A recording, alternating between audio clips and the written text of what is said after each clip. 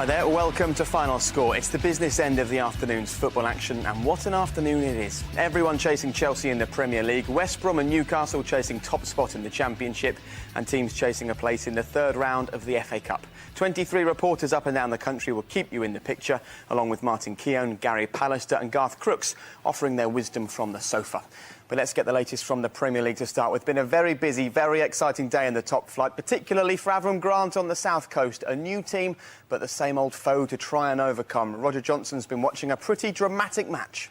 Yes, it's Portsmouth 1, Manchester United 3 at Fratton Park, all 3 United goals from Wayne Rooney. It was always possible that, given his penalty heartbreak with Chelsea in the Champions League that you alluded to, Jake, that Avram Grant's next meeting with United could feature spot kicks, and 3 of them, all soft ones, have defined this game. Rooney's 2 both followed needless fouls. Portsmouth, scored by Boateng, resulted from a seemingly innocuous bit of shirt pulling spotted by the assistant referee. Until half-time, Portsmouth deserved their share of the scoreline. Kuszak was the busier goalkeeper in the opening period, but Rooney's only goal from open play after an exchange with Giggs just after the restart gave United the lead, and they don't look like surrendering it now, it has to be said. Although, having said that, Portsmouth have just gone close. Portsmouth 1, Manchester United 3. Fantastic. That's the curse of the commentator, if you're wondering. Right, let's quickly check in with Damien Johnson at the City of Manchester Stadium. 2 teams who've been under the spotlight in recent weeks, and 2 managers keen to start quieting the critics. How's this one shaping up, Damien?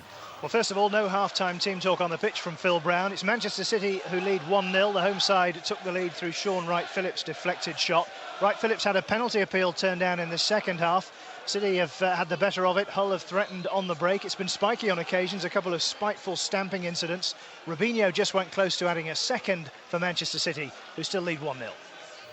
Fulham are chasing a 4th successive win at Craven Cottage. It wasn't looking likely.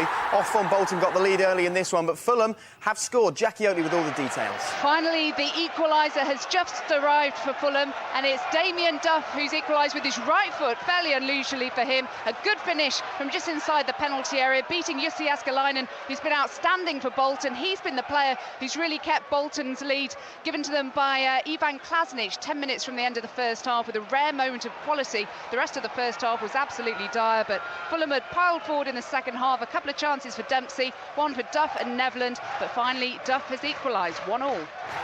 Steve Bruce has returned to Wigan, and there's been a goal. Andrew James can tell us all about it.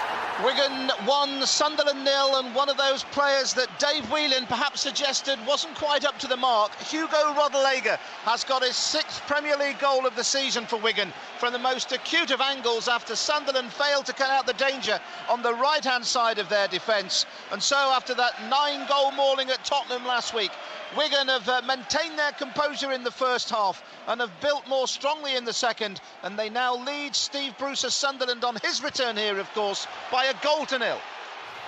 Interesting, of course, that one of his former signings was Rodallega, and he was one of the players criticised by the current chairman of Wigan in midweek. You can see there, MK Dons 3, Exeter 3, a fantastic game there in the FA Cup second round. Martin Devaney. Lots of teams looking to make their way through to the third round of the FA Cup today.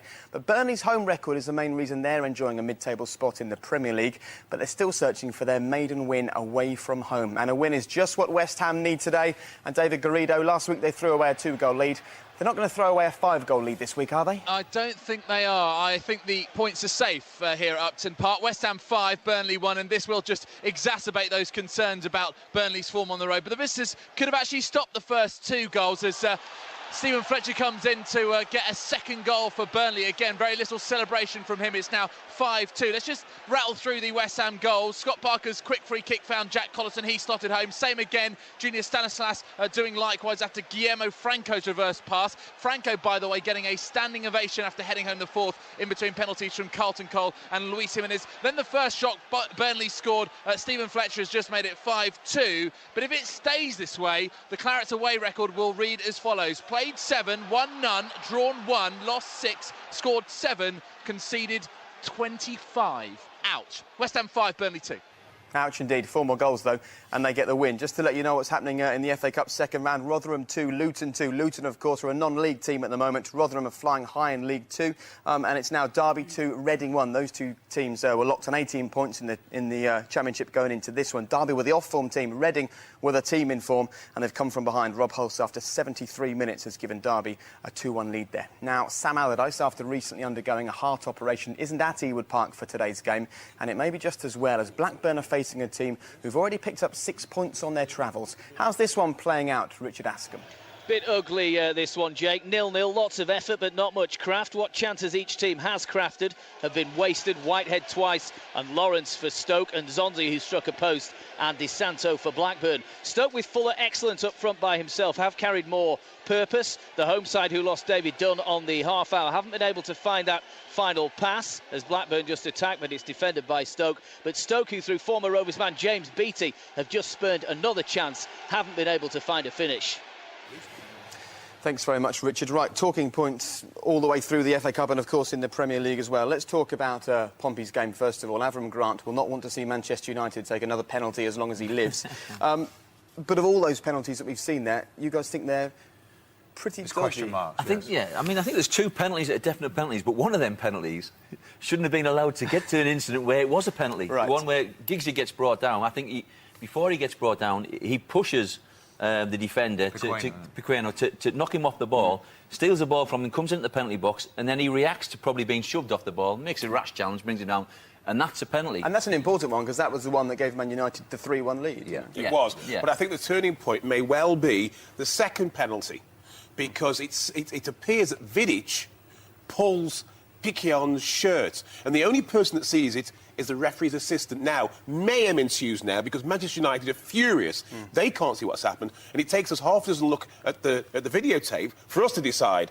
Yeah. But I think the referee's assistant is right eventually. Welcome back to the Premier League, Avram Grant. Many other talking points, including Burnley. How do you explain a team's fantastic home form that's really putting Burnley in the middle of the Premier League against horrendous away form, particularly in London, Martin? Well, it's quite remarkable. I mean, they've got 2 late goals back into this game, but they do look a shadow of the team that plays at home. And, I mean, give them credit, because what they do very well is they put this to one side, they go back at home, and then they're outstanding. But they really need to find some away form. They have 17 points at the moment in the Premiership. They're riding high, but, you know, it's putting them under pressure when they come to play at home. And they're away form. They need to find a winning formula.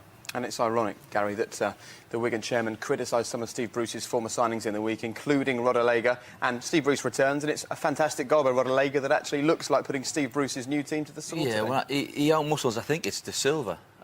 Which you don't... I mean, Steve Bruce, we're looking at his centre-half there and thinking that shouldn't happen. It's a one-on-one, the ball's bouncing in the air and he gets knocked off the ball. It's a great finish by Rodallega, and, yeah, he's come back to haunt his old boss. But, you know, Wigan aren't a type of side that should be getting beat 9-1, let's face it. They've beat Chelsea this year. Yeah. They've had some really good results, and they've just put it right today. OK, 15 goals in the Premier League, exciting afternoon there. But let's now drop into the Championship, and it's the top-placed team against the informed team at St James's. Alan Biggs is watching Newcastle and Swansea. It's Newcastle 3, Swansea 0, but don't be fooled, because the team who've had most of the ball and at least as many of the goal attempts are the ones trailing. Newcastle scored with virtually every attack in the opening half hour, and for all Swansea's quantity, the leaders have shown quality where it's counted. All 3 were headers, 2 from Marlon Harewood, either side of 1 from Peter Lovenkrantz, with some great approach play by Gutierrez and Nolan in between. But Van der Gun and Orlandi have both forced fine saves from Steve Harper, who's gone off injured since. 3-0. Drama at the City of Manchester Stadium. The 6th penalty awarded in the Premier League today. But who's won? It's Hull or Manchester City, Damien Johnson? Jake, it's gone to Hull, and a judged handball by Kolo Touré, the Manchester City captain, from Garcia's header. The referee, Lee Probert, took a moment to consider and then pointed to the spot. Hull have been building pressure. Are you going to stay with me? The penalty. Jimmy Bullard steps up, and he scored! Jimmy Bullard has got the equaliser from Hull City from the penalty spot.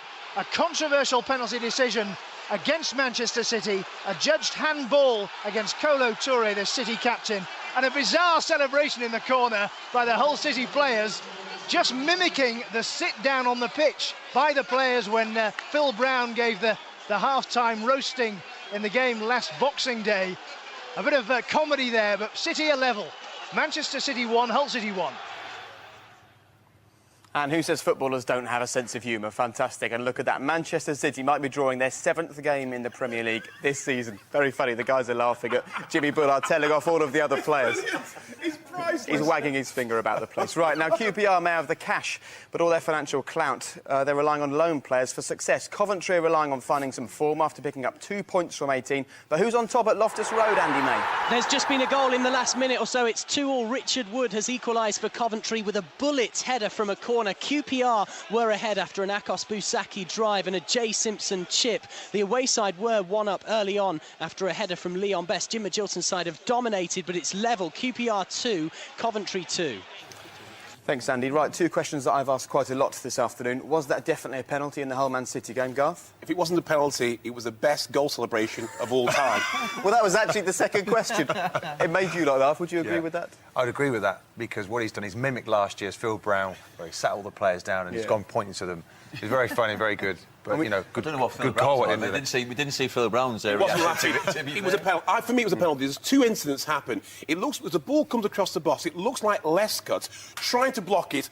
There's a suggestion that he just might try to get a handball. If he doesn't touch his hand, then Toure definitely pulls Hesselink down. For me, it's a penalty. I don't think he can get anywhere near the ball, though, in fairness. So yeah, I don't think there's any need for Toure to play the man. OK, right, gentlemen, goals are going in. We must get to them. Nottingham Forest are playing Doncaster today at the City Ground. Mark Bishop's got a goal to report. It's a 4-0 demolition to Nottingham Forest. 2 goals to report, actually, Jake. Nottingham Forest 4, Doncaster Rovers 2. Rob Earnshaw have made it 3-0, hammering in a beauty into the top right-hand corner.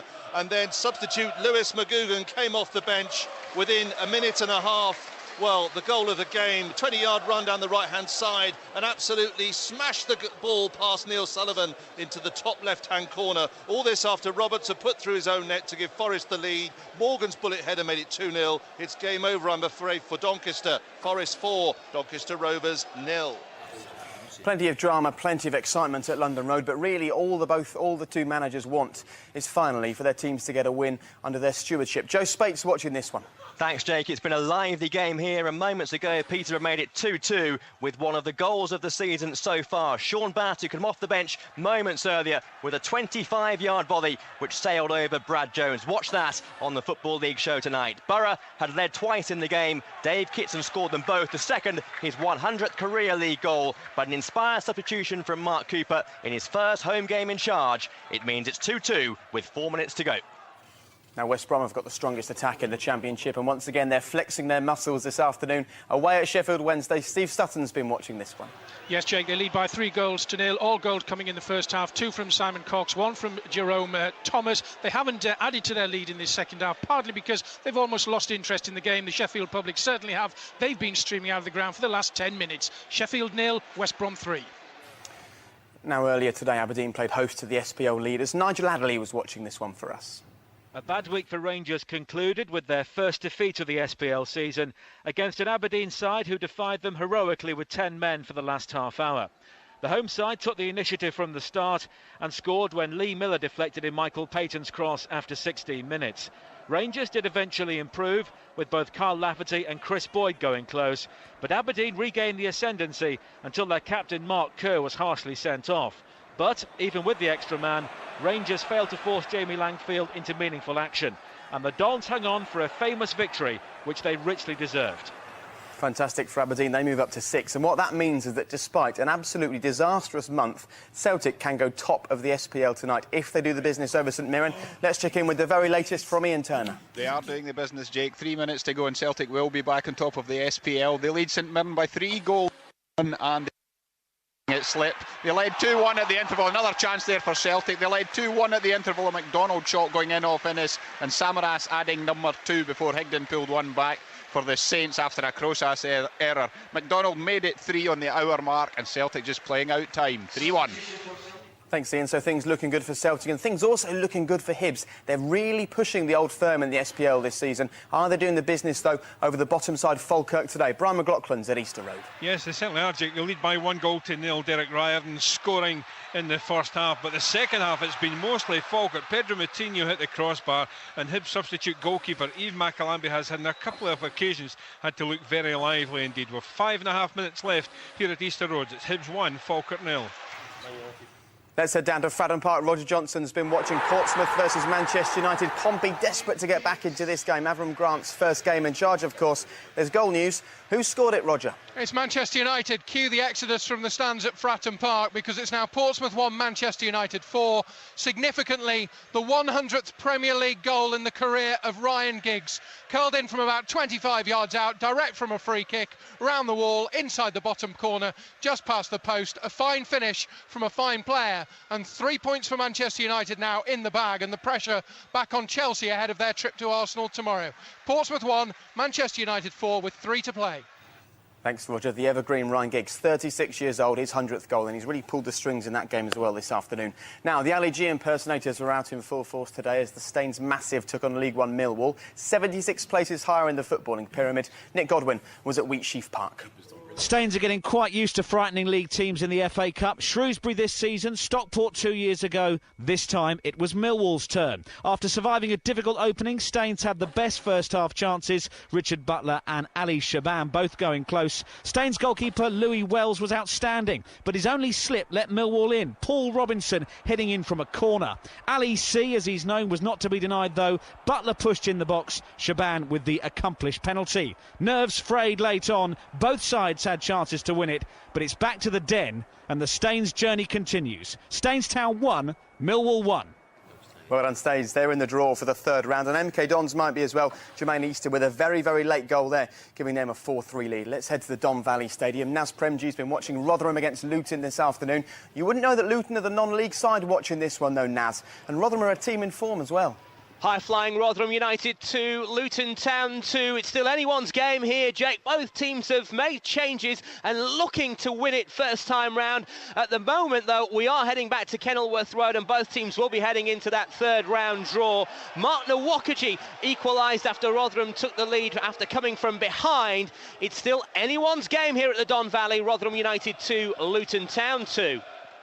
Naz, and 2-2 seems to be the trendy score at the moment in the FA Cup. Rushden and Diamonds haven't made the third round for the past 9 years, and they've got a tough one today away at Brighton at the Withdean Stadium. Watching this one is Tony Lockwood, and Tony, quite dramatic. It has been dramatic, it's been eventful, and the non-leagues managed by an FA Cup winner in Justin Edinburgh could well be heading for that FA Cup replay. Twice they've trailed, twice they've come back. Liam Dickinson gifted an early Brighton opener, only for Lee Tomlin to equalise. Nicky Forster's penalty edged Albion back in front, but Aaron O'Connor made it 2-2. That's the way it stayed, with 5 minutes left. Jason Shackle on loan from Wolves has scored 1 for Doncaster. That's Nottingham Forest 4, Doncaster 1. It's the battle of the Blue Square Premier teams in the FA Cup at the Kassam Stadium today. In form, top of the table, Oxford against Barrow. John Anderson. Stoppage time here, we're heading for a replay. Also Oxford 1, Barrow 1. Jamie Cook scoring for Oxford after 9 minutes, equalised by Andy Bond from the penalty spot 3 minutes before half-time after Oxford's Luke Foster was sent off for a professional foul. Both sides might have got the winning goal in the second half. Bond close again for Barrow, and Jack Midson heading just wide for Oxford, but looks like Holker Street Tuesday week. Oxford 1, Barrow 1. Now, since Mark Robbins joined Barnsley, they've rocketed away from the bottom of the league. 7 points available from the last 9. They've picked up all of those, and today they were away at Plymouth, conceded early on and then ran away with it, a 4-1 lead, and suddenly the game isn't going to continue. Hamish Marshall was watching at Home Park for us. Barnsley are furious after the referee said the pitch had become unplayable after nearly 3 hours of torrential rain. Puddles had formed just before half-time. The referee Gavin Ward gave it nearly a quarter of an hour after the break, but the ball was stopping. Barnsley had come from behind to score 4 goals in 19 minutes, but they won't count, and I'm sure we haven't heard the last about this. OK, well, Chester were playing Eastbourne today as well in the FA Cup. Chester, of course, in all sorts of trouble. They may not be a football team after the next few days. And after a fans' protest, Chester and Eastbourne, the match has been abandoned because of a fans' protest there. That was a Blue Square Premier match. We'll wait and see what happens there. Right, let's quickly head into the FA Cup. There's been goal news for Brighton versus Rushden and Diamonds. Tony Lockwood's at the Withdean. And it looks like Rushden and Diamonds' FA Cup dream is over, because 4 minutes from time, Liam Dickinson volleyed home from close in, his second, Brighton's third. It's 3-2 Albion. Heartbreak for the non-league team there. Really difficult, but that's the drama of the FA Cup. You've really got to feel for them, though. But full-time whistles are now blowing around the country. The full-time whistle has gone at Ewood Park. Richard Ascombe's been watching Blackburn versus Stoke for us. No goals for you to report on today, Richard Ascombe, which is a bit of a rarity in the Premier League on this particular Saturday. It is, Jake. Stoke forced the issue for long periods and created the better chances. Whitehead, Lawrence and Beattie all should have scored. Likewise Nzonzi, who hit a post, and Di Santo for Blackburn. But without David Dunn, who went off on the half-hour, Rovers were predictable. And Stoke, with plenty of pace and power, looked the more likely to score for long periods. But a point shared and no goals is probably a fair reflection on a largely uninspiring match. Are Manchester City really going to draw another game? And what will that mean for Mark Hughes? Let's quickly check in with Damien Johnson at the City of Manchester Stadium. Either side are looking like getting a winner, Damien? Well, it's all Manchester City at the moment. They're pressing for a winner. They need it. It would be 7 straight draws if it was to stay like this. City hanging on, defending well, it has to be said. Bullard's equaliser from the penalty spot, and then that memorable goal celebration, which I'll tell you more about later. But they're hanging on. It's 1-1. And what about at Craven Cottage? Fulham versus Bolton. Bolton totally out of form at the moment. They've never won at Craven Cottage in the league. Jackie Oatley's watching. Any sign of a winner in this one, Jackie? Well, both sides have had chances. It's 1-1 and we're into the 4th minute of 4 minutes added on at the end of the game. Fulham have been pushing forwards. Duff and Dempsey have had chances. And up the other end, Greta Steinson headed over the bar from a free kick. 1-1. Well, last weekend it was a joy, wasn't it, for Steve Bruce? He managed to get the win he wanted against Arsenal. However, his return to the DW Stadium, his return to Wigan, hasn't gone as he would have liked. Andrew James was watching Wigan against Sunderland. Yes, Jake, what a difference a week makes. A goal from Hugo Rodallega, his 6th of the Premier League season. Separates the two sides at the end, and it gives Wigan their first clean sheet in 9 matches. Did I say 9? Yes, of course, it's just a few days since that defeat at Tottenham. But Wigan were more composed today. They were doing well in the first half. And although Sunderland started the second half the better of the two sides, Wigan came back strongly and are rightly getting a standing ovation. Rodallega's goal settles it. Wigan 1, Sunderland 0. Late goal drama at Glanford Park. Scunthorpe are playing high-flying Leicester. There's been a goal. Harry Gratian, who scored it? Well, it's Scunthorpe who scored, Jake. 1-1. Wolford scored. The game is over. So that goal was scored with 7 or 8 seconds left. That's all. Incredible finish by Scunthorpe. Leicester in control. Wolford's got the equaliser. Scunthorpe 1, Leicester 1. There's also late drama at Upton Park as well. David Garrido's been thoroughly entertained today watching West Ham versus Burnley.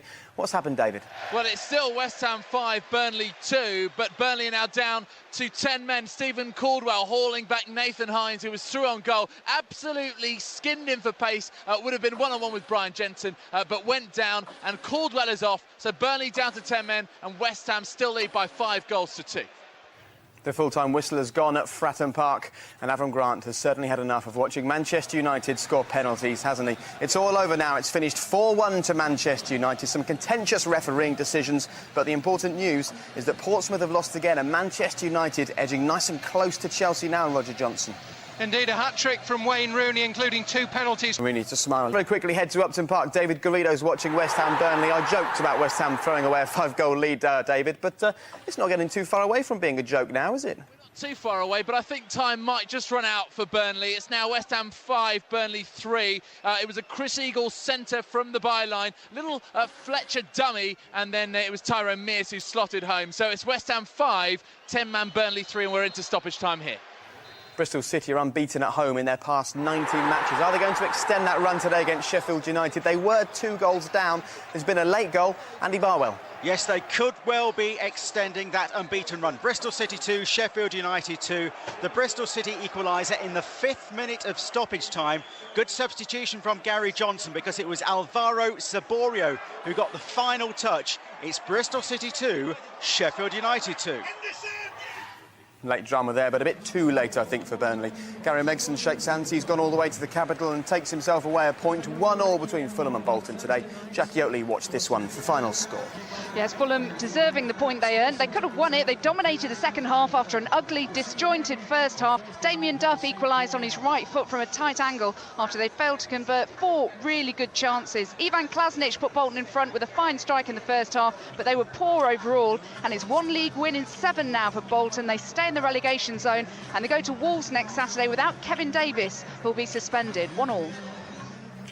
Well, Bristol City's unbeaten home run was intact. Is it still? There's been another goal. Back to Andy at Ashton Gate. Well, what a fabulous finish here. Right from the kick-off, Sheffield United went forward, and it's Darius Henderson who has scored for Sheffield United to complete his hat-trick just about the last kick of the game. What a finish. It's Bristol City 2, Sheffield United 3.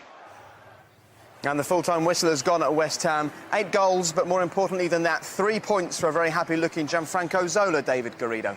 Indeed, West Ham 5, Burnley 3. If this game had been played at Turf Moor, you do wonder if the result would have been different. Jack Colliston, Junior Stanislas making the most of defensive lapses to give them a 2-0 lead.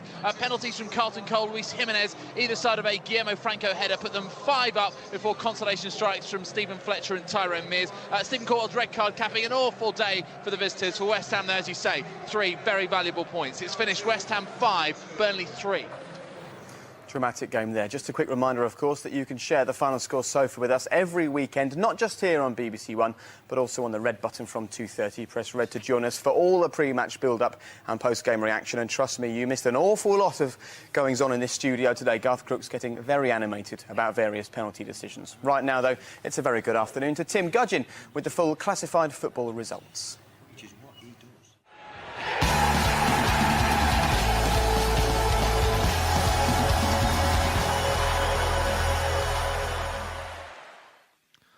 Thanks, Jake. And off we go with the Barclays Premier League. Aston Villa and Tottenham Hotspur have an evening kick-off at 5:30. Blackburn Rovers 0, Stoke City 0. Fulham 1, Bolton Wanderers 1. Manchester City 1, Hull City 1. Portsmouth 1, Manchester United 4. West Ham United 5, Burnley 3. Wigan Athletic 1, Sunderland 0. In the Coca-Cola Championship, Bristol City 2, Sheffield United 3. Crystal Palace 3, Watford 0. Derby County 2, Reading 1. Newcastle United 3, Swansea City 0. Nottingham Forest 4, Doncaster Rovers 1. Peterborough United 2, Middlesbrough 2. Plymouth Argyle's match with Barnsley was abandoned with a waterlogged pitch, with Barnsley leading 4-1. Queen's Park Rangers 2, Coventry City 2. Scunthorpe United 1, Leicester City 1. Sheffield Wednesday 0, West Bromwich Albion 4. In Coca-Cola League 2, just Macclesfield Town 0, Grimsby Town 0. In the FA Cup, sponsored by Eon, second round, Accrington Stanley 2, Barnet 2. AFC Bournemouth 1, Notts County 2. Bath 1, Forest Green Rovers 2. Brentford 1, Walsall 0. Brighton and Hove Albion 3, Rushton and Diamonds 2. Cambridge United 1, York City 2. Carlisle United and Norwich City have an evening kick-off. Gillingham 1, Burton Albion 0. Hereford United 0, Colchester United 1. Milton Keynes Dons 4, Exeter City 3. Northampton Town 2, Southampton 3. Northwich Victoria 1, Lincoln City 3. And continuing the cup results, Oxford United 1, Barrow 1. Port Vale 0, Huddersfield Town 1. Rotherham United 2, Luton Town 2. Staines Town 1, Millwall 1. Stockport County's match with Torquay United postponed. Tranmere Rovers 0, Aldershot Town 0. Wrexham 0, Swindon Town 1. In the Blue Square Premier, Chester City's match with Eastbourne Borough was abandoned, with the Chester leading 3-2. I gather it was a protest by fans on the pitch caused the abandonment. Ebbsfleet United 2, Mansfield Town 1. Gateshead 2, Crawley Town 1. Grays Athletic 1, Tamworth 0. Kidderminster Harriers 0, AFC Wimbledon 1. Salisbury City 0, Stevenage Borough 1. In the Clydesdale Bank Scottish Premier League, Aberdeen 1, Rangers 0. Celtic 3, St Mirren 1. Hibernian 2, Falkirk 0. Kilmarnock 1, Hearts 2. Motherwell 2, Dundee United 2. St Johnstone 1, Hamilton Academical 1. The Arnbrew Scottish Division 1, Partick Thistle 2, Inverness Caledonian Thistle 1. In the Active Nations Scottish Cup, third round, Airdrie United 4, Queen of the South 0. Albion Rovers 1, Elgin City 0. Clyde 0, Livingston 1, match abandoned. Waterlock pitch again. Cowdenbeath 0, Alloa Athletic 0. Latest from Devon Vale 0, Ayr United 1. Edinburgh City 3, Keith 1. Greenock Morton 0, Dumbarton 0. Irvine Meadow 1, Arbroath 0. Montrose 2, East Fife 1. Wraith Rovers 0, Peterhead 0. Ross County 5, Berwick Rangers 1. Spartans 0, Forfar Athletic 1. And more results in Scottish Cup. Stenhouse Heroes match with Cove Rangers abandoned at 1-1. Stirling Albion 2, Auchinleck Talbot 1. 3 Rovers 1, Inverurie Locos 2. Wick Academy 4, Brechin City 4. In the Welsh Premier, Barla Town 1, Carmarthen Town 3. CPD Portmarnock 0, Airbus UK Broughton 1. Nice match with Prestatyn Town postponed, as was Newtown's match with Port Talbot Town. Frill 1, Haverfordwest County 2. Many thanks, Tim, and let's see how those results have affected the tables up and down the country. Manchester United have now reduced Chelsea's lead to 2 points following their 4-1 win at Portsmouth. Chelsea weren't in action today, of course. They face Arsenal at the Emirates tomorrow.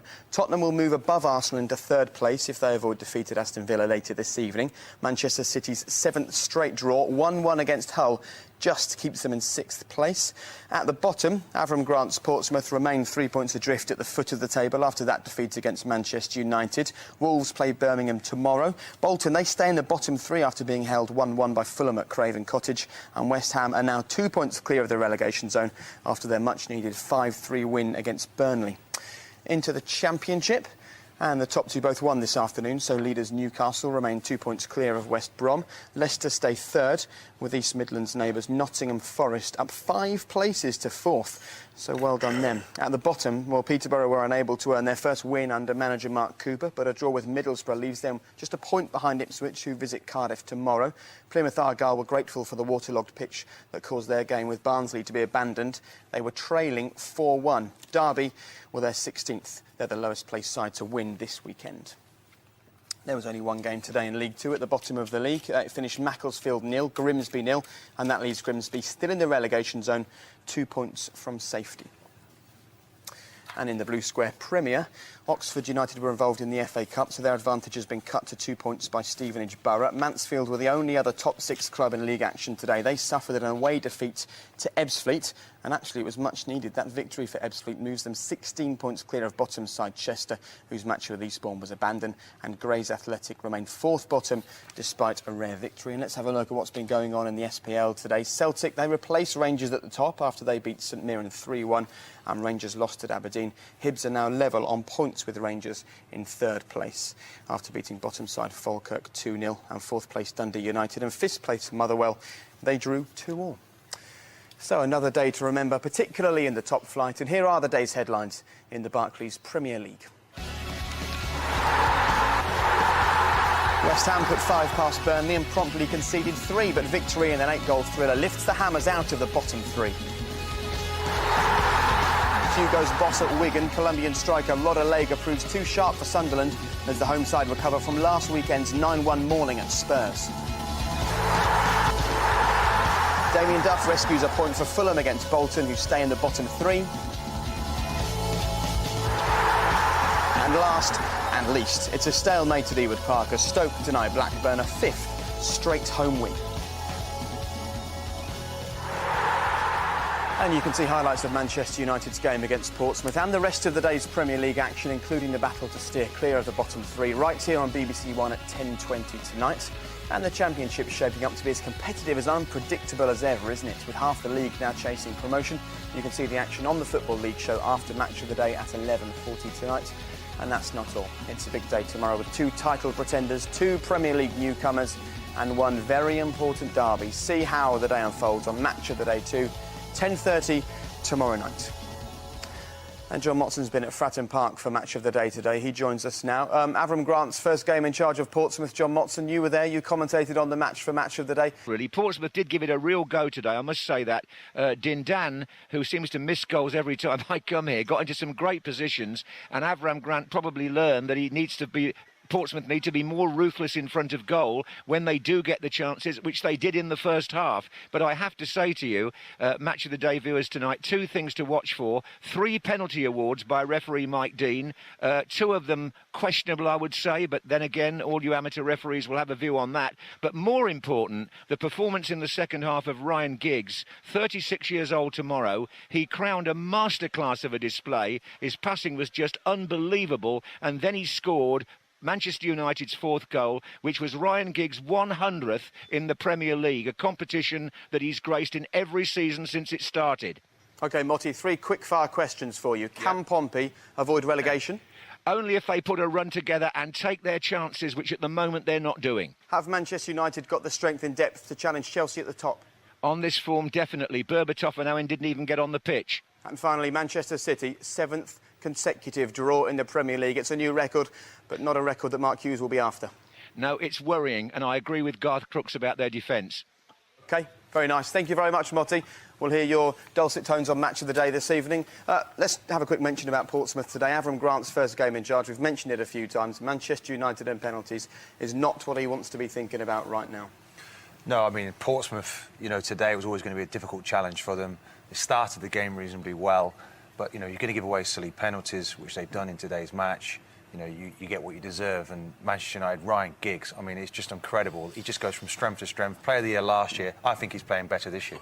And watching Ryan Giggs on his display today, it's enough to make you want to clean the boots, isn't it, and get back out there playing? I've got a few more weight problems than maybe Giggs has got, but he was terrific again.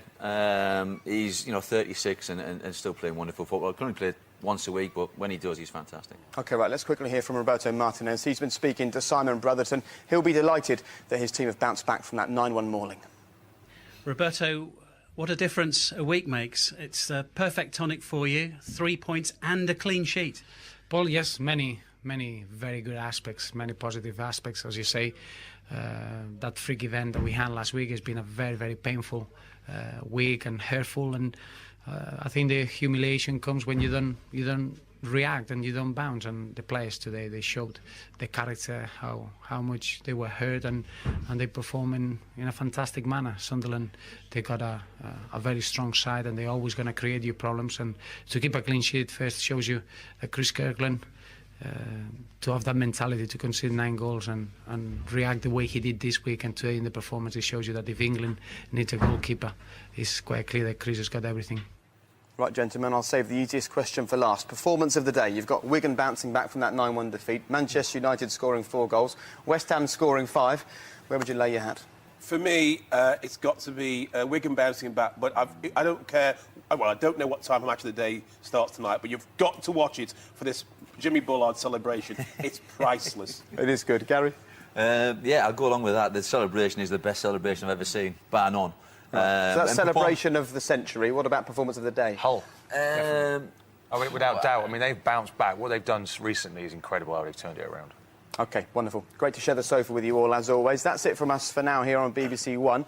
But Final Score continues via the red button. Press red now to join us for the rest of the programme. We'll be on air until 6 p.m, hearing from players and managers. And we'll have all the action from the Championship game between Scunthorpe and Leicester as well. So make sure that you press red and join us for that if you can. There's also live rugby on BBC Two right now. John Inverdale with coverage of Wales taking on the Wallabies. It was a cracking, closely fought win for the Welsh last year. Tune over if you want to see how it unfolds this time around. So, rugby on 2, or more of us via the red button. It's not really a decision you've got to make, is it? Do join us if you can. Otherwise, have a great evening. Final Score is back on your TV screens next weekend. Enjoy your Saturday night. Thanks for joining us.